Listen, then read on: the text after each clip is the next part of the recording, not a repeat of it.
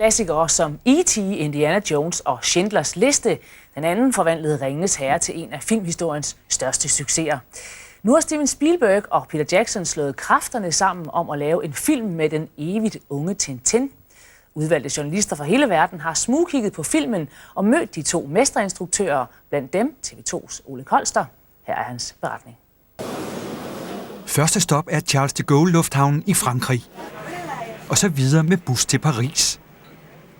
På hotelværelset studerer jeg kortet over storbyen for at finde vores mødested tæt på Champs-Élysées. I kufferten ligger papirer med spørgsmål til Mr. Spielberg og Mr. Jackson. TinTin is a reporter like me, and if he was sitting in my chair, can you imagine what he would like to ask you about?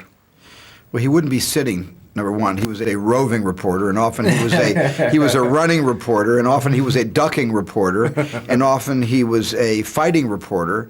So what he would be saying to us, I think, would be, what are we sitting around for? Let's go have an adventure.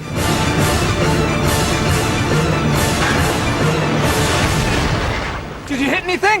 I have this image of TinTin always getting back from an adventure, sitting down, putting the paper in the typewriter, and about to type the story up, and then getting swept away in the next adventure. Right.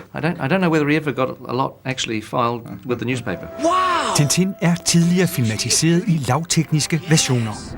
Med Spielberg og Jacksons samarbejde rykker den evigt unge spejderdreng op i den moderne digitale tidsalder. What's this? Makkerparret bruger virkelige skuespillere, og efter en tur i computeren kommer det hele ud som en animationsfilm. Naturligvis i 3D. TinTin, by the way. Is he a hero of today? I would hope so. I hope he's a hero for today. He doesn't fly. You know, bullets don't bounce off of him.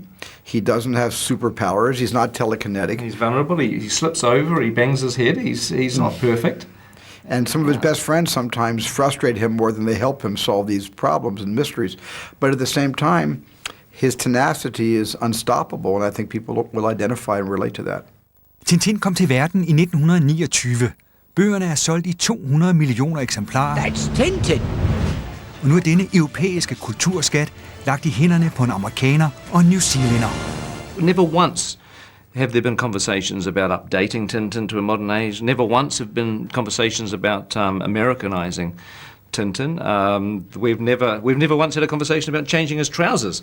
Even I mean, it's iconic. It's part of popular culture.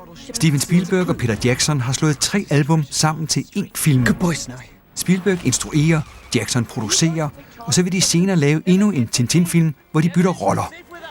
Can you see some part of yourself in the character TinTin? Oh yes, I can. Of course, Yeah. of course. You know. Dogged determination. Oh, yeah. You know, never wanting to give up. I mean, it's important, and that's very much a filmmaker trait. I think you can't give up once you start. I mean, TinTin. You can't say no to TinTin, and TinTin will not take no for an answer, and TinTin cannot be stopped, and he has to get a story.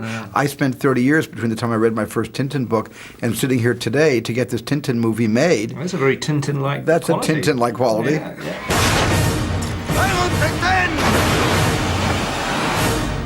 Spielberg og Jacksons TinTin-film kommer i biograferne den 27. oktober. Men på vores hjemmeside der kan du allerede nu se et klip fra filmen og et interview med skuespilleren Andy Serkins, der spiller kaptajn Haddock. Det er på nyhederne TV2.dk.